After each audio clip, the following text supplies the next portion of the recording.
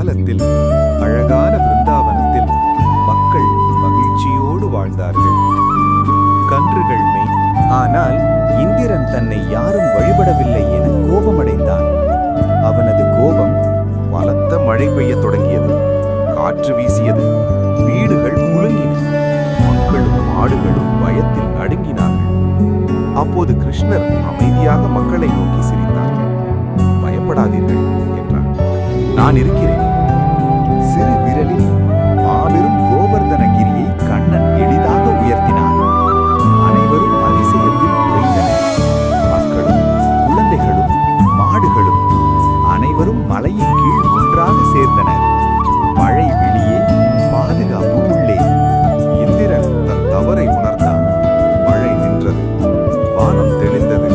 கிருஷ்ணன் மலையை மீண்டும் வைத்தான். மக்கள் பக்தியுடன் வணங்கினர். கிருஷ்ணன் மென்மையாக சிரித்தான்.